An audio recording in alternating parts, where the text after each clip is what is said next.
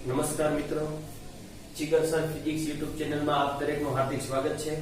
જો આપ લોકોએ મારી ચેનલને લાઈક શેર અને સબસ્ક્રાઇબ ના કરી હોય તો ઝડપથી કરી નાખો। આજે આપણે ધોરણ 11 ચેપ્ટર નંબર 2 માપન તથા એકમમાં ઉદાહરણ 2.12 જોઈશું। ખૂબ જ અગત્યનું ઉદાહરણ છે, ઘણી બધી વખત પરીક્ષામાં પૂછાતું હોય। આપણને કીધું છે સાદા લોલકના દોલનોનો આવર્તકાળ t બરાબર 2π √L/g છે। એટલે સૂત્ર આપેલું છે, જે સાદું લોલક હોય, આપણે વાત કરી સાદું લોલક એટલે દોરી સાથે તમે નાનો એવો ગોળો જોડી દો અને એને તમે દોલનો કરાવો આ રીતે, તો એને સાદું લોલક કહેવાય। હા, એનો આવર્તકાળ, એના આવર્તકાળનું સૂત્ર આપણને આપેલું છે t બરાબર 2π √, એટલે વર્ગમૂળમાં L/g, આવું સૂત્ર આપેલું છે। અત્યારે તમારે આ સૂત્ર યાદ રાખવાનું। આ સૂત્ર કેવી રીતે આવ્યું એ આગળના ચેપ્ટરમાં આવશે જ, બરાબર। આપણે સાબિત પણ કરવાનું છે અને હજી પણ છેલ્લે પણ આ ચેપ્ટરમાં આપણે સાબિત પણ કરશું કે આ સૂત્ર કેમ આવે છે આવી રીતે, બરાબર। અને હવે પછી આપણે આ મોઢે પણ યાદ રાખશું। અત્યારે આ દાખલામાં આપણને આપી દીધું છે, હવે પછી ન પણ આપે, એટલે આપણને સાદા લોલકના આવર્તકાળનું સૂત્ર મોઢે આવડવું જોઈએ। હવે કીધું છે 1 મિલીમીટરની ચોકસાઈ સાથે માપેલી લંબાઈ L બરાબર 20 સેન્ટીમીટર। હવે બે લંબાઈ આપી, એક 1 મિલીમીટર આપી અને એક 20 સેન્ટીમીટર આપી। હવે સમજો, ચોકસાઈ શબ્દ વાપરે કે વિભેદન શબ્દ વાપરેલો હોય ને એટલે ત્રુટી આપેલી છે એવું આપણે સમજવાનું। ચોકસાઈ કે વિભેદન હોય એટલે ત્રુટી આપેલી। બીજી રીતે સમજીએ, 1 મિલીમીટર એટલે લંબાઈ થાય, 20 સેન્ટીમીટર એટલે પણ લંબાઈ થાય। એટલે બે લંબાઈ હોય તો એમાંથી એક સાચી લંબાઈ હોય અને એક ત્રુટી વાળી હોય। ઈ કઈ રીતે ખબર પડે તો મેં તમને સમજાવ્યું હતું, જે મૂલ્ય વધારે હોય એ સાચું હોય, ભૂલ તો થોડીક જ થાય। દાખલા તરીકે 30 ફૂટની 15 સેન્ટીમીટરની ફૂટપટ્ટી બનાવવાની હોય તો 15 સેમીના બદલે કે 50 સેન્ટીમીટરની ફૂટપટ્ટી નો બની જાય, 15 ના બદલે 16 ની બને, 17 ની બને। એટલે એક જેટલી ભૂલ રહી જાય, બે જેટલી ભૂલ રહી જાય, કે 35 જેટલી કઈ વધી ન જાય, ભૂલ ઓછી હોય। અર્થ સમજાય? એટલે જે મૂલ્ય ઓછું આપેલું હોય એ ત્રુટી હોય। એટલે આમાં 1 mm એ ઓછું મૂલ્ય એટલે ડેલ્ટા L આપેલા કહેવાય। mm છે મિલીમીટર એટલે લંબાઈની ત્રુટી આપેલી છે 1 mm, અને મૂળ લંબાઈ 20 સેન્ટીમીટર આપેલી છે। હવે જુઓ તો આ મિલીમીટર છે, આ સેન્ટીમીટર છે, હાલશે નહીં ચાલે। તો કોઈ પણ એક એકમમાં આપણે કન્વર્ટ કરી નાખીએ તો આ મિલીમીટર ને સેમી કરી નાખવા હોય તો ડાયરેક્ટ આવડે તો ભલે, નહીતર શું કરવાનું, પેલા મિલી છે, મિલી એટલે કેટલા મુકાય તો મેં તમને શીખડાવી દીધું। મિલી એટલે મુકાય 10⁻3, મિલી એટલે 10⁻3 ને મીટર ના મીટર, બરાબર। હજી સમજો, આ મીટર છે, 1 મીટર, આ 1 મીટર દેખાય છે, 1 મીટર એટલે 100 સેન્ટીમીટર, તો મૂકી દો આ 1 ગુણ્યા 10⁻3 તો હતા, અને 1 મીટર એટલે 100 સેમી। ચાલો જોવો તો કેટલું થઈ જાય, 10⁻2 ઘાત કહેવાય, આ 10⁻3 ઘાત કહેવાય, એટલે વધ્યું 10⁻1 ઘાત, 1 ગુણ્યા 10⁻1 ઘાત, 10⁻1 ઘાત ને છેદમાં લઈ જાઓ એટલે 10⁻1 ઘાત, એટલે 1 ના છેદમાં 10 એટલે 0.1 સેમી થયા કહેવાય। અર્થ સમજાણો કે નો સમજાણો? 10⁻2 ઘાત, 10⁻3 ઘાત, 10⁻1 ઘાત, -1 ને નીચે લઈ ગયો, +1 ઘાત એટલે 10 જ થયા કહેવાય, 1 × 10 એટલે 0.1 સેમી।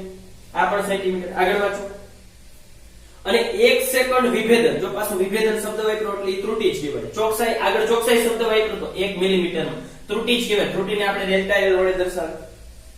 1 સેકન્ડ વિભેદન વાળી, સેકન્ડ આપેલું, એવી કાંડા ઘડિયાળથી 100 દોલન માટેનો સમય 90 સેકન્ડ જેટલો મળે છે। સમજો શું કહેવા માંગે, 1 સેકન્ડ આપેલું એટલે t આપેલો કહેવાય કે ડેલ્ટા t, એક 1 સેકન્ડ છે ને એક 90 સેકન્ડ છે, 1 સેકન્ડ ઓછો થયો એટલે ત્રુટી આપેલી કહેવાય। સમયની ત્રુટીને આપણે ડેલ્ટા t વડે દર્શાવીએ। રેડી? આગળ વાંચો, 100 દોલન માટેનો સમય છે, 100 દોલન માટેનો સમય આપેલો છે, સમયને આપણે માત્ર t વડે દર્શાવીએ 90 સેકન્ડ। આ લીટું એટલા માટે કરું છું, નકર તમે ભેગું લખ નાખો આવી રીતે, કોક 905 સમજી જાય એટલે લીટું કરી ગેસ કરો એટલે ખબર પડે સેકન્ડ છે, બરાબર। તો g નું મૂલ્ય કેટલી ચોકસાઈથી નક્કી થાય? ચોકસાઈ એટલે શું? મેં તમને કીધું ત્રુટી શોધવાની કીધી. કઈ ત્રુટી શોધશું આપણે 3 ત્રુટી જાણી છે: સાપેક્ષ ત્રુટી, પ્રતિશત ત્રુટી અને નિરપેક્ષ ત્રુટી. તો આપણે સાપેક્ષ ત્રુટી શોધશું, બરાબર છે? કંઈ કીધું નથી એટલા માટે. પ્રતિશત શોધવી હોય તો પ્રતિશત પણ શોધી નાખશું, સાપેક્ષ મળી જાય તો પ્રતિશત તો આવડી જાય. એટલે g માટે સાપેક્ષ ત્રુટી, તો g માટે સાપેક્ષ ત્રુટીને આવી રીતે લખાય: ડેલ્ટા g ના છેદમાં g. આ શોધવાનું કીધું, આ સમજાણ. g માં ચોકસાઈ કેટલી છે? ચોકસાઈનો અર્થ થાય ત્રુટી, એટલે સાપેક્ષ ત્રુટી ડેલ્ટા g ના છેદમાં g. તમને બે મૂલ્ય આપ્યા હતા, બે મૂલ્યમાંથી એ જે નાનું મૂલ્ય હોય એ ડેલ્ટા કહેવાય. ત્રુટી ડેલ્ટા l. રેડી? નિરપેક્ષ ત્રુટી આપેલી છે. ક્લિયર થયું? તો g ના માપનમાં ત્રુટી પૂછી છે. છેલ્લે આપણે ટકામાં શોધ્યું તો ગુણ્યા 100 પણ કરી નાખશું. ચાલો હવે સમજો. મેં તમને કીધું તો આવા ત્રુટીવાળા દાખલા આવે ત્યારે શું કરવાનું? તમને જે આપ્યું હોય અને જે શોધવાનું એ બધા વચ્ચેનો સંબંધ ખબર હોવી જોઈએ. l, t, p અને g. તો આ બધા વચ્ચેનો સંબંધ આપણને મોઢે નથી આવડતો, એટલે તેને સૂત્ર આપી દીધું. જો મેં ત્યારે પણ કીધું જે સંબંધ આપણે નહીં ખબર હોય ને એનું સૂત્ર આપી દેશે. જો સૂત્ર આપી દીધું. રેડી? તો આપણે સૂત્ર પહેલા લખીએ. તો t બરાબર આવું સૂત્ર છે, t બરાબર 2π વર્ગમૂળમાં l ના છેદમાં g. એટલે આ કેવો સંબંધ થયો? ગુણાકાર ભાગાકારનો સંબંધ થયો. l, g અને t ગુણાકાર ભાગાકારનો સંબંધ હોય અને ત્રુટી શોધવી છે તો શું કરવાનું? મેં તમને કીધું હતું, ત્રુટી જ્યારે પણ શોધો ત્યારે પહેલું કામ શું કરવાનું? જેમાં ત્રુટી શોધવી હોય એને પહેલા કરતા કરવાના. g માં ત્રુટી શોધવી, g કરતા છે ના, તો પહેલા g ને કરતા કરવા પડે. તો g ને કરતા કરવા હોય તો પહેલા વર્ગમૂળ કાઢવું પડશે. એટલે વર્ગમૂળ કાઢવા માટે થઈને બે બાજુ વર્ગ કરવું. એટલે અહીં શું થઈ જશે? t². 2 નો વર્ગ 4, પાઈ નો વર્ગ π², અને વર્ગમૂળ નો વર્ગ કરીશ એટલે વર્ગ અને વર્ગમૂળ ઉડી જાય. એટલે શું વધશે? l ના છેદમાં g. કૌંસમાં લખવું હોય તો લખાય વર્ગ કરતા. રેડી? અર્થ સમજાણો? ચાલો આપણે g ને કરતા કરવાના. તો g અહીંયા છેદમાં છે, આ બાજુ લઈ આવું તો અંશમાં આવી જશે. તો g અહીંયા આવતા રહ્યા. તો આ ગુણાકારમાં છે પાછું. g * t² થઈ જાય ને, તો t² ગુણાકારમાં છે, આ બાજુ લઈ જાવ તો ભાગાકારમાં. એટલે અહીંયા બાકીનું હતું એમને 4π² * n ગુણાકારમાં છે છેદમાં t². હવે જો g શોધવાનું હતું તો g કરતા છે. તો હવે આપણે આના ઉપરથી સૂત્ર લખતા આવડે તમને? ત્રુટીનું સૂત્ર કઈ રીતે લખાય? ચાલો તો ડાયરેક્ટ આવી રીતે ડેલ્ટા g ના છેદમાં g ઘાત, એક ઘાત છે તો એક ઘાત લખી મેં, બરાબર. જો આ તો અચળ પદ છે 4π², 4π એટલે 3.14 અચળ પદ. અચળ પદને ક્યાંય નો લખાય, મેં તમને કીધું હતું. ઘાત હોય એને લખાય. આ ક્યાં ઘાત છે? 4, આ તો ગુણાકારમાં છે, અને 3.14 એનો વર્ગ. એટલે એ કોઈ અચળ પદ થયું. અચળ પદને ક્યાંય લખાય નહીં. ચાલો તો l ની એક ઘાત છે, આ એક ઘાત લખી મેં 1 ડેલ્ટા l ના છેદમાં l. અહીંયા એક તો લખ્યા છે, નો લખો, એક હાલે નો લખો, બરાબર. વત્તા ગુણાકાર હોય ભાગાકાર હોય વચ્ચે તો વત્તા જ આવે, પ્લસ જ આવે. બે ઘાત છે તો આગળ બગડો ડેલ્ટા t ના છેદમાં t. હવે તમારે આ શોધવું હોય તો આ બધોય ડેટા તમને આપેલો હોવો જોઈએ. જો આપણે દાખલા ગણ્યા ને એમાં મેં આવી રીતે રકમ લીધી હતી. l બરાબર 2 ± 1, t બરાબર 3 ± 1. તો આમાં ડાયરેક્ટ ખબર પડી જાય l ને ડેલ્ટા l છે, t અને ડેલ્ટા t છે. અહીં એવી રકમ નથી, અલગ રીતે આપી છે, છૂટું છૂટું કરી લો. ભલે ને આપી હોય, આપણે કિંમત મૂકવાથી કામ છે. હવે જો તો જોઈ લઈએ આપણે બધી રકમ છે. ડેલ્ટા l છે, l છે, ડેલ્ટા કેપિટલ T છે. આપણને તો સમય કીધું તો સમયને સ્મોલ t વડે દર્શાવો. કેપિટલ T તો આવર્તકાળ છે, રકમ વાંચો. સાદા લોલકનો આવર્તકાળને કેપિટલ T વડે દર્શાવો. એટલે આ કેપિટલ T છે, આવર્તકાળ છે. આપણને માત્ર સમય કીધો તો એટલે મેં સ્મોલ t વડે દર્શાવ્યું. તો આવર્તકાળ અને સમય માટેનું સૂત્ર, કારણ કે આપણે સમય આપેલો ને આપણે જોઈ આવર્તકાળ. રેડી? તો આવર્તકાળ અને સમય માટેનું સૂત્ર સમજો. શું સૂત્ર છે? આવો સૂત્ર t બરાબર સ્મોલ t ના છેદમાં n. n એટલે જેટલા દોલનો થાય એટલા દોલનો. n એટલે ઉપર સમય, નીચે આ દોલનોની સંખ્યા. જેટલા દોલનો થાય એટલા મૂકી દેવા. એટલે આ કોઈ અચળ પદ્ધતિ થયું કે સંખ્યા. રેડી? હવે ચાલો આ સૂત્ર મળી ગયું. આપણે ડેલ્ટા ટી ના છેદમાં ટી જોઈએ ને. એ સંબંધ કેવો થયો? ગુણાકાર ભાગાકારનો સંબંધ થયો. આપણે જો ડેલ્ટા ટી ના છેદમાં ટી, તો આપણે ડાયરેક્ટ લખતા આ એક ઘાત છે તો આ એક લખ્યા ડેલ્ટા ટી ના છેદમાં ટી. એ ભાઈ અચળ પદ તો લખાય નહીં, અચળ પદ છે એને ન લખવાનું હોય તો શું થઈ જાય? વિચારો, એક ઘાત છે તો એક સ્મોલ ડેલ્ટા ટી ના છેદમાં ટી. એટલે આ થઈ ગયું ડાયરેક્ટ સૂત્ર, તો આવું થઈ ગયું ડેલ્ટા ટી ના છેદમાં ટી એટલે સ્મોલ ડેલ્ટા ટી ના છેદમાં ટી. આ સમજાણો અર્થ. આ સૂત્ર તમને ખબર નહોતી, મેં કહી દીધું. આ સૂત્ર તમને નહોતી ખબર, આવશે ઉપાધિકરોમાં, આગળ ચેપ્ટરમાં આવશે. અત્યારે ખાલી યાદ રાખજો. આવર્તકાળનો અર્થ શું થાય? આવર્તકાળ એટલે એક દોલન પૂર્ણ કરવા માટેનો સમય. દાખલા તરીકે અહીંથી હું ગોળાને દોલનોકરણ શરૂ કરતો હોય તો અહીંયાથી આમ જાય, પાછો અહીંયા આવે, પાછો આમ જાય, પાછો અહીંયા પહોંચે ત્યારે એક દોલન પૂરું થયું કહેવાય. એના માટે જે સમય લાગે ને એને આવર્તકાળ કહેવાય. આવા 100 દોલન માટેનો સમય તમને આપ્યો તો 90 સેકન્ડ, બરાબર? 100 દોલન માટેનો સમય 90 સેકન્ડ આપ્યો તો તમે 83 મૂકો તોય આવડે. તો ભાઈ 100 દોલનનો સમય કેટલો છે? 90 સેકન્ડ છે. આપણે જો 1 દોલન માટેનો સમય કેટલો તો પણ મળી જાય, બરાબર? પરંતુ આપણે ડાયરેક્ટ આ સૂત્રનો ઉપયોગ કર્યો એટલે આ થી ઉપર સમય આવે, નીચે દોલનોની સંખ્યા. આ યાદ રાખશું આપણે સૂત્ર, એના ઉપરથી આવડી ગયું. એટલે કે ડેલ્ટા ટી ના છેદમાં ટી હોય એ જ ડેલ્ટા ટી ના છેદમાં ટી. તો આમાં મૂકી દો અને સમીકરણ 1 આપી દીધું, બરાબર? હવે સમીકરણ 1 માં કિંમત મૂકતા, ચાલો સમીકરણ 1 માં કિંમત મૂકતા, બરાબર? તો ડેલ્ટા જી ના છેદમાં જી 1 નો લખો તાલે ગુણ્યા 1 એટલે એટલા જ થાય. ચાલો ડેલ્ટા એલ ના છેદમાં એલ 2, ડેલ્ટા ટી ના છેદમાં ટી એટલે સ્મોલ ડેલ્ટા ટી ના છેદમાં ટી. રેડી? ચાલો જોઈ લો. ડેલ્ટા એલ આપેલા હતા 0.1 મૂકી દો. એલ આપેલા હતા 20 સેમી, 20 પ્લસ 2. ડેલ્ટા ટી 1 આપેલા છે 1 મૂકી દો. સ્મોલ ટી 90 આપેલા છે 90 મૂકી દો. હવે આ આટલું સાદુરૂપ તમે આપી શકો તો આ તમને મળી જશે ડેલ્ટા જી ના છેદમાં જી. હવે તમારે કેલ્ક્યુલેટરની મદદથી ભાગાકાર કરી નાખવાનો બેયનો, પછી સરવાળો કરવાનો એટલે જવાબ આવી જશે. આને એકમ નો હોય, સાપેક્ષ ત્રુટિ છે એને એકમ નો હોય. હવે તમને પ્રતિશત ત્રુટિ કીધી નથી રકમમાં, પણ શોધવી તો શોધી નાખે. ખાલી ચોકસાઈ એવું કીધું. જ્યારે પણ દાખલામાં ચોકસાઈ શબ્દ વાપરે કે સચોટતા વાપરે એટલે એનો અર્થ શું તમારે સમજી લેવાનો? સાપેક્ષ ત્રુટિ શોધવાનું કે છે. સાપેક્ષ ત્રુટિ, બરાબર? કે પ્રતિશત, પ્રતિશત એટલે ગુણ્યા 100. હવે આ પદ આવે આના પછી તમે ગુણ્યા 100 કરી નાખો બે બાજુ, ગુણ્યા 100. અહીંયા જે જવાબ આવ્યો હોય એને ગુણ્યા 100 કરો એટલે સીધો જ જવાબ તમારો શેમાં આવી જાય છે? ટકામાં આવી જાય. કમ્પ્લીટ સમજાઈ ગયો દાખલો? તો આ હતું આપણું ઉદાહરણ 2.12. રેડી? ચાલો મિત્રો, ત્યાર પછી સાર્થક અંકો કોને કહેવાય? સાર્થક સંખ્યા કોને કહેવાય? એ નક્કી કરવા હોય તો એના માટેના નિયમો કયા કયા છે એની આપણે ચર્ચા કરવાના. તો પેલા સાર્થક અંક કોને કહેવાય?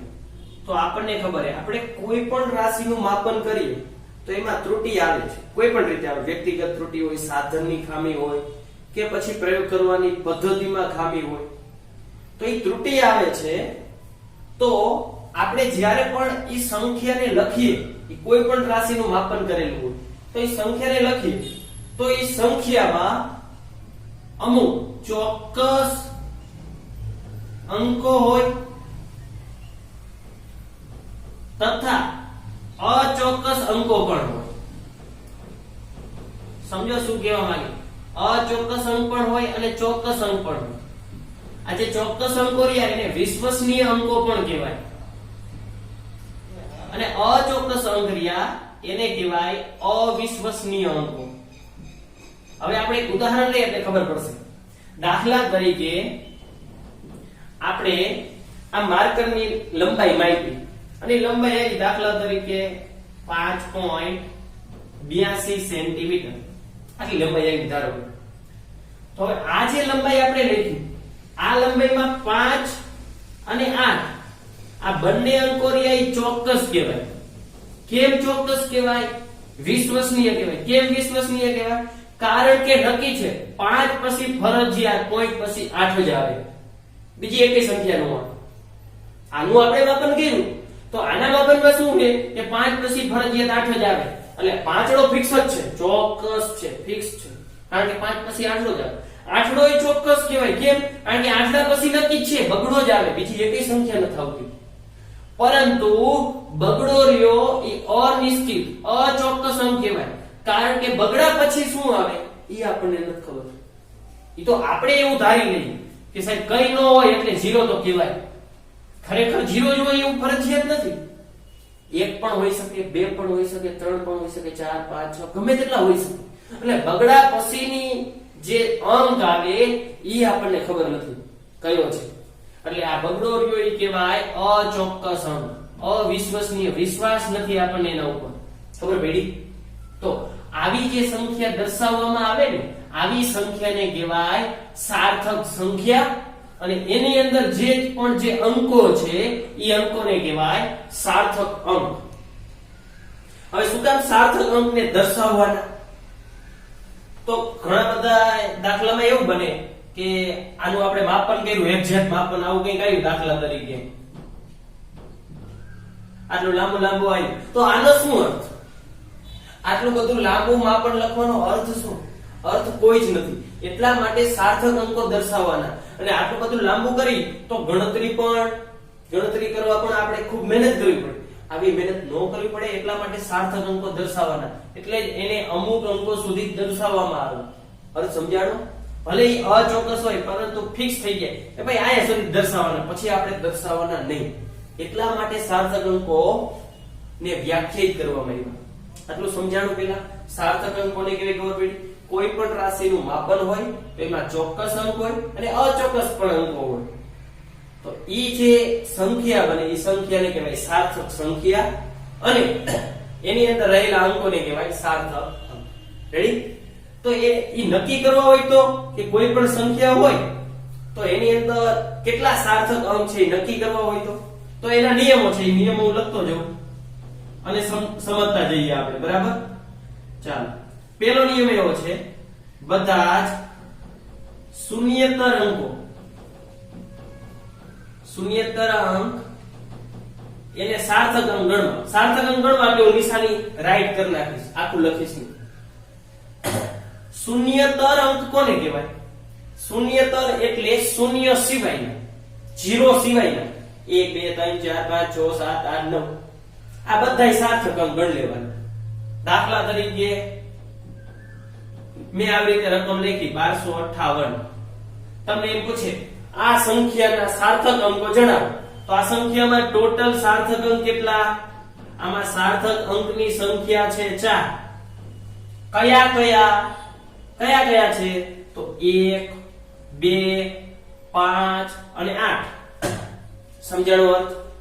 0 સિવાયના બધા સાર્થક અંકો. 0 ને નહીં ગણ, 0 ની જ રામાયણ છે. સાર્થક અંક સંખ્યા તમને આપી દીધી હોય, સંખ્યા આપેલી હોય, એમાંથી આપણે નક્કી કરવાનું કે આમાં કયા સાર્થક અંક છે. અમુક જગ્યાએ 0 ને સાર્થક અંક ગણશે, અમુક જગ્યાએ નહીં ગણે. એના માટેના નિયમો છે, આપણે જોતા જઈએ. આ ક્લિયર થઈ ગયું? ચાલો, ત્યાર પછી બીજો નિયમ, 2 શૂન્યેતરની વચ્ચે 0 આવે તો એને સાર્થક અંક ગણી લેવાનો. જોઈજો, પહેલો નિયમ એવો હતો, બધા જ શૂન્ય સિવાયના અંકોને સાર્થક અંક ગણવાના. એટલે એવું નથી કે 0 ને સાર્થક અંક નથી જ ગણવાનું. અમુક જગ્યાએ 0 ને સાર્થક અંક ગણવાના. કઈ જગ્યાએ ગણવાના એ નિયમ છે, આપણે જોતા જઈએ. કઈ જગ્યાએ નથી ગણવાના એ પણ આપણે જોતા જઈએ. હવે બીજો નિયમ એવું કે 2 શૂન્યેતરની વચ્ચે 0 આવે તો સાર્થક અંક ગણી લેવાનો. 2 શૂન્યેતર એટલે શૂન્ય સિવાયની કોઈ પણ સંખ્યાની વચ્ચે ક્યાંય 0 આવતા હોય. દાખલા તરીકે આવી રીતે કોઈ સંખ્યા આવી 34058, તો આમાં 0 આવ્યા તો જો તો 2 શૂન્યેતર એટલે શૂન્ય સિવાયની 3 અને 8 ની વચ્ચે 0 આવી ગયા. હા, તો આ 0 ને સાર્થક અંક ગણી લેવાનો. એટલે આની અંદર સાર્થક અંક કેટલા થાય? સાર્થક અંક કેટલા છે? 1 2 3 4 5. કયા 3 4 0 5 8. બીજું એક ઉદાહરણ લઈ, કોઈ પોઈન્ટ વાળી પણ સંખ્યા હોય, આવું કોણ બને? સમજો 0 ક્યારે લેવાના? શૂન્યતરની વચ્ચે હોવા જોઈએ. આ 0 ની અહીં 2 અને 8 ની વચ્ચે પણ છે, 1 ને 2 ની વચ્ચે પણ આવી જાય. તો આ 0 ને સાર્થક અંક ગણવાનો. તો આમાં સાર્થક અંક કેટલા થાય? 1 2 3 4 5 ને 6. આની અંદર સાર્થક અંક 6. કયા કયા? 1 2 0 8 7 અને 2. તો કોઈ એવો પ્રશ્ન થાય સાહેબ બગડો 2 વાર આવ્યો? અરે ભલે જેટલી વાર આવે એટલી વાર આપણે ગણી લેવાનું. 0 ની જ રામાયણ છે. 0 સિવાય ગમે તે સંખ્યા આવે એને સાર્થક અંક ગણવાનો છે આપણે. 0 ક્યાં આવે તો ગણવાના, 0 ક્યાં નો આવે તો નહીં ગણવાના. ઈ જ આપણે નિયમો શીખવાના છે. આ બીજો નિયમ કમ્પ્લીટ થઈ ગયો. બીજો નિયમ પોઈન્ટ વાળી સંખ્યા હોય, પોઈન્ટ વગરની સંખ્યા હોય, બે શૂન્યતરની વચ્ચે, બે અંકની વચ્ચે, કોઈ પણ બે અંકની વચ્ચે 0 આવે એટલે એને સાર્થક અંક ગણી લેવાનું. ક્લિયર થઈ ગયું? કમ્પ્લીટ. ચાલો ત્યાર પછીનો આગળનો નિયમ જોઈએ આપણે. આગળનો નિયમ આવો છે, બરાબર સમજો. પોઈન્ટ વગરની સંખ્યા હોય, હું દેશી ભાષામાં વાત કરું, પોઈન્ટ વગરની સંખ્યા. ખરેખર એને ફિઝિક્સ કે ગણિતની ભાષામાં કેવું હોય તો એમ કહેવાય દશાંશ ચિહ્ન વગરની. દશાંશ ચિહ્ન વગરની સંખ્યા હોય તો મતલબ પોઈન્ટ નો હોય એવી સંખ્યા હોય, એવી સંખ્યામાં છેલ્લે 0 આવે, છેલ્લે 0 આવે તો એને સાર્થક અંક નથી ગણવાનો. તો એને સાર્થક અંક ગણવાના નહીં. આ એના નિયમો છે. દાખલા તરીકે આપણે જોઈએ, એના ઉદાહરણ જોઈએ તો ખબર પડે. પોઈન્ટ વગરની સંખ્યા લેવાનું કીધું આપણને, એટલે પોઈન્ટ વાળી લેવાની નથી થતી. દાખલા તરીકે આવી રીતે મેં કોઈ સંખ્યા લીધી તો આમાં સાર્થક અંક કેટલા? પોઈન્ટ વગરની સંખ્યા, હા પોઈન્ટ વગરની. છેલ્લે 0 આવ્યા, છેલ્લે આવ્યા 0, તો આને સાર્થક અંક ગણવાના નહીં. ઈ સિવાયના ગણી લ્યો. 1 2 3 ને 4. આમાં સાર્થક અંક કેટલા છે? સાર્થક અંક 4. કયા કયા? 1 2 7 અને 8. કમ્પ્લીટ. બીજી એકાદી સંખ્યા લઈ. આવી સંખ્યા છે, પોઈન્ટ વગરની લેવાની. રેડી? હવે આમાં કયું? છેલ્લે 0 આવ્યા, છેલ્લે 0, તો સાર્થક અંક ગણવાનું નથી.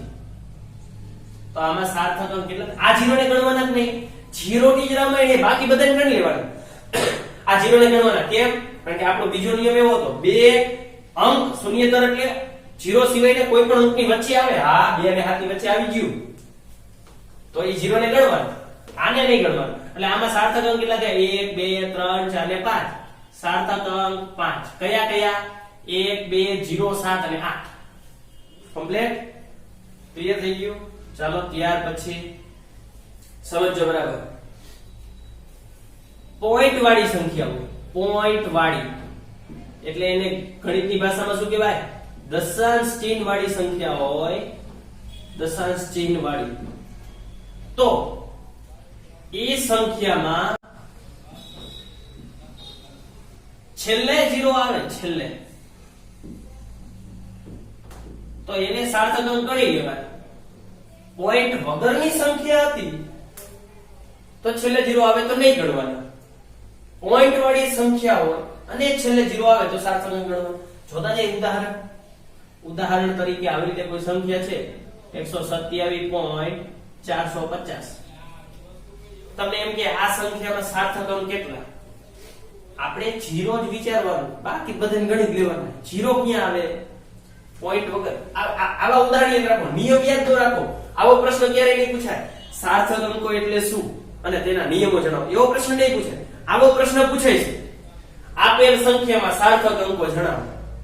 આવો પ્રશ્ન આવે, સમજાય? તો આપણે ખાલી એક સંખ્યા ખાલી યાદ રાખી લો કે છેલ્લે 0 આવ્યા તો આમાં નહીં ગણવાનું, પોઈન્ટ વાળામાં આવ્યા તો ગણવાના. તો હવે આમાં સાર્થક અંક કેટલા થાય? ચાલો તો સાર્થક અંક ગણો તો 1 2 3 4 5 6. સાહેબ છેલ્લે 0 ગણવાની ના નથી પાડી તમે, પણ ઈ તો પોઈન્ટ વગરની સંખ્યા હોય તો આમાં ક્યાંય પોઈન્ટ નહોતો, આમાં પોઈન્ટ આવી ગયો તો આને ગણવાનું. કમ્પ્લીટ. આવી સંખ્યા આવે તો સાહેબ શું કરવાનું? હાલો આવી સંખ્યા આવી, પોઈન્ટ વાળી એ, હા હે, તો છેલ્લા 0 ગણી લેવાના. તો આમાં સાર્થક અંક 1 2 3 4 ને 5. 5 છે 5. પછી આમ નહીં વિચારો સાહેબ આ 0 રહી તો એકડો બીજી 0 ની વચ્ચે જ છે, બીજી કોઈ સંખ્યાની વચ્ચે નથી. પોઈન્ટ વાળી છે ને એટલે છેલ્લે 0 આવે એટલે ગણી લેવાનું. આ ગણાય તો પછી આને ગણવાના. રેડી? આમાં કયા કયા સાર્થક અંક થાય? 0 0 0 0 અને 1. આમાં 1 2 7 4 5 અને 0. સમજાઈ ગયું? આવી રીતે સંખ્યા આવે તો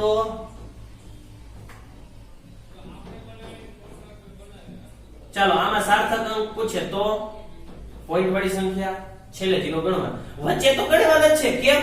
કારણ કે વચ્ચે એટલે કોઈ બે અંકની વચ્ચે આવી જતો એટલે 0 ગણી જ લઈ લઈએ આપણે. તો આમાં કેટલા થાય? 1 2 3 4 5 6 7 ને 8. 8 સાર્થક કયા કયા? 1 5 0 8 0 7 2 0. કમ્પ્લીટ? સમજાણો? ચાલો ત્યાર પછીનો નિયમ, એક કરતા નાની સંખ્યા હોય. એક કરતા નાની સંખ્યા હોય એટલે નિયમ હવે પૂરો નથી લખતો, ઉદાહરણથી સમજાવું. સમજો? દાખલા તરીકે એક કરતા નાની હોય એટલે પોઈન્ટ વાળી હોય અને 0 પોઈન્ટ વાળી હોય તો જ એને એક કરતા નાની કહેવાય. એટલે આવી કોઈ સંખ્યા આવી સંખ્યા તો શું કે સમજો? એક કરતા નાની સંખ્યા હોય, આ એક કરતા નાની સંખ્યા છે, એમાં શૂન્યતર અંક ક્યાંથી શરૂ થાય? વિચારો તો. શૂન્યતર અંક આ રહ્યો, અહીંયાથી શરૂ થાય. એના પેલા જેટલા 0 આવે ને, આ જેટલા 0 આવ્યો એને સાર્થક અંક નહીં ગણવાના. તો આમાં સાર્થક અંક કેટલા થાય? આમાં સાર્થક અંક 3. કયા કયા? 5 7 અને 8. હજી એક ઉદાહરણ.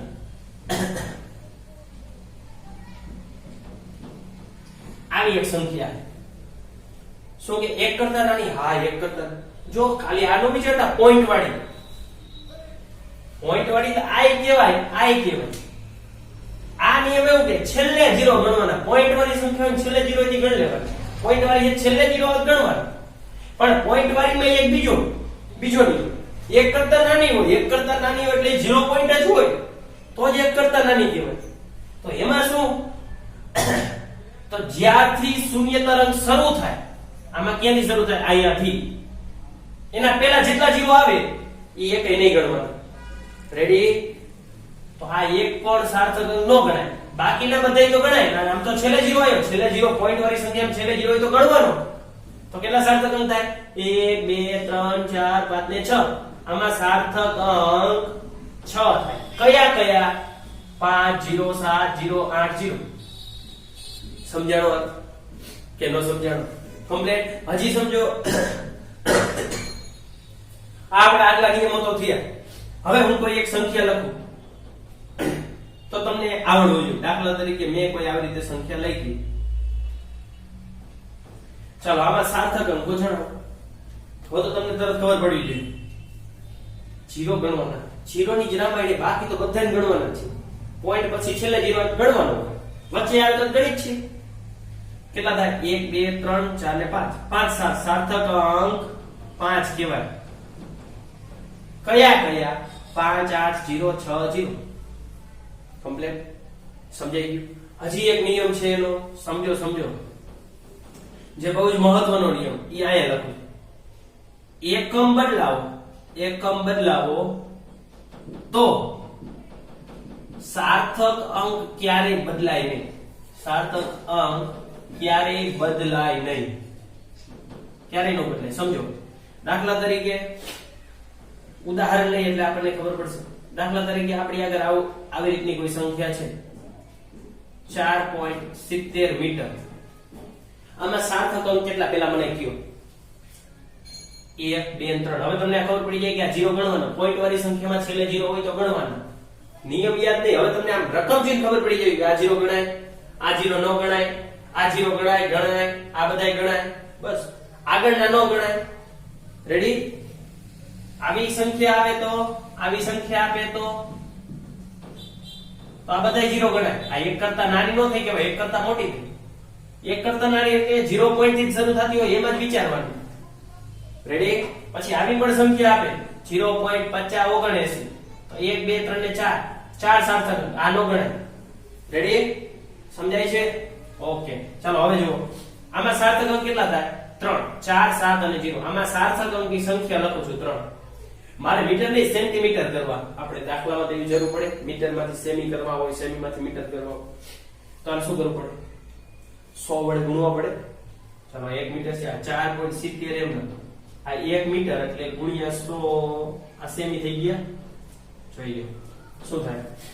આ પોઈન્ટ દૂર કરી નાખો એટલે નીચે 100 મૂકવા પડે, આ નીચે 100 મૂકી દીધા, ઉપર તો 100 હતા જ, આ 100 કેન્સલ થઈ ગયા એટલે આનો જવાબ આવ્યો 470 સેમી. હવે સમજજો આમાં સાર્થક અંક કેટલા થઈ ગયો? 2. કેમ? પોઈન્ટ વગરની સંખ્યા હોય તો છેલ્લે 0 આવે ને સાર્થક અંક નથી ગણવાનો, તો આમાં સાર્થક અંક 2 થયા. આપણી જે એકમ ફેરવાનો તો એ પેલા જે રકમ હતી એમાં 3 હતા. આ નિયમ એવું કે એકમ બદલાવો તો સાર્થક અંક ક્યારેય બદલાવો જ ન જોઈએ, તો આ ખોટું થયું ને. તો હવે તો આવું ક્યારેક ક્યારેક બને તો એના માટેનો એક નવો નિયમ છે આના માટેનો, કે કોઈ પણ સંખ્યા હોય ને, કોઈ પણ સંખ્યા, ઈ સંખ્યાને તમારે વૈજ્ઞાનિક પદ્ધતિમાં દર્શાવવાની, વૈજ્ઞાનિક પદ્ધતિમાં લખવાની. હવે સમજો વૈજ્ઞાનિક પદ્ધતિમાં લખવી એટલે શું? વૈજ્ઞાનિક પદ્ધતિ કોને કહેવાય? હવે અહીંયા હું ઉપર લખું, આ નિયમો કાઢી નાખું, જોઈ લો બરાબર. વૈજ્ઞાનિક પદ્ધતિ એટલે શું? તો કોઈ પણ સંખ્યાને લખવી હોય એટલે વૈજ્ઞાનિક પદ્ધતિ એટલે આ સ્વરૂપે લખવાની, a ગુણ્યા 10 ઘાત, આવા સ્વરૂપે લખવાની. જ્યાં a એટલે શું?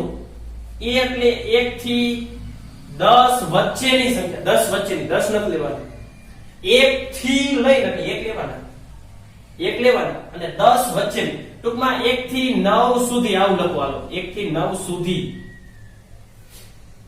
10 સુધી લખાય, દરેક 9 પોઈન્ટ પણ હોઈ શકે, એટલા માટે હું લખું છું કે 1 થી 10 ની વચ્ચે ની કોઈ સંખ્યા હોય એને આવી રીતે લખો. અને b ધન પણ હોઈ શકે, ઋણ પણ હોઈ શકે, અને ગમે તેટલી ઘાત હોય, ગમે તેટલી, આવા સ્વરૂપે લખવાનું. આવું સ્વરૂપ હોય ને તો એને વૈજ્ઞાનિક પદ્ધતિ કહેવાય. સમજો હવે હું આ જ વસ્તુ છે 4.70 છે, બોલો આ વૈજ્ઞાનિક પદ્ધતિમાં જ છે. a એટલે શું હોવા જોઈએ? 1 થી 10 ની વચ્ચે હોવો જોઈએ. જો 4.70 સાહેબ પણ ગુણ્યા 10 ની ઘાત નથી, તો ન હોય તો હું આને આમ તો કહી શકું 10 ની 0 ઘાત છે, કારણ કે કોઈ પણ ની 0 ઘાત એટલે 1, તો 4.70 જ છે. રેડી? હવે મારે આને સેમી કરવા છે, સેમી, તો 4.70 એમ આ 1 મીટર છે, 1 મીટરના સેમી એટલે 100 સેમી. જો આ 100 સેમી લખ્યા. રેડી? આ 100 સેમી કર ને, તો જો આ વૈજ્ઞાનિક સંકેતમાં લખ્યું કહેવાય. જો પેલા a છે, a ની વેલ્યુ 1 થી 10 ની વચ્ચે હોવી જોઈએ, 1 થી 10 ની વચ્ચે છે, અને 10 કરીને કઈ ઘાત હોવી જોઈએ, પ્લસ એ હોય ને માઈનસ એ હોય, પ્લસ કે માઈનસ ગમે તે છે. તો હવે આના સાર્થક 10 ની ઘાત હોય ને, 10 ની ઘાત, 10 ની ગમે તેટલી ઘાત, એના સાર્થક અંક ગણવાના આવતા નથી, એના સાર્થક અંક ગણાય નહીં. હવે વિચારો તો 10 ની એટલે 100 કહેવાય ને, તો આમાંથી એક પણ સાર્થક અંક ગણવાનો નહીં આપણે, બરાબર? આના સાર્થક અંક ગણવાના નહીં. તો હવે વિચારી લ્યો પાછા 1 2 ને 3, આમાંય 3 હતા, આમાંય 3 છે સેન્ટીમીટરમાં પણ. સમજાણો? એટલે સૌથી જ્યારે પણ સાર્થક અંક લખવામાં કઈ દ્વિધા થાય, દ્વિધા એટલે ચિંતા થાય, તો એને કઈ રીતે લખવામાં આવે?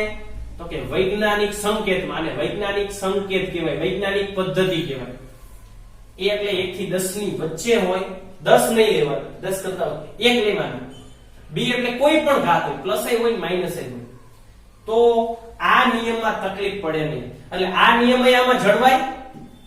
એકમ બદલાવ તો સાર્થક અંક બદલાણા નહીં, આમાં 3 સાર્થક અંક થયા, આમાં પણ 3 જ થયા, આના સાર્થક અંક ગણાય નહીં, આ એકયના 10 ની ઘાતના.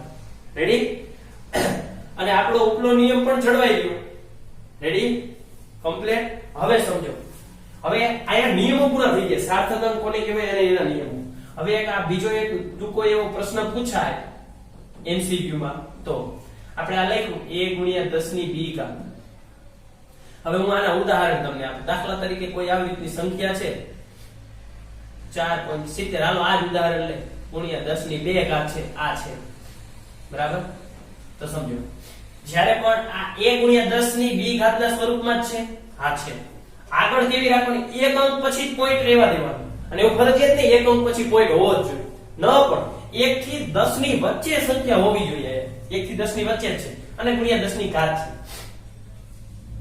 આ સંખ્યા રહી 4.70 એ 5 કે 5 કરતા ઓછી છે. હા, આ સંખ્યા રહી 5 કરતા ઓછી છે.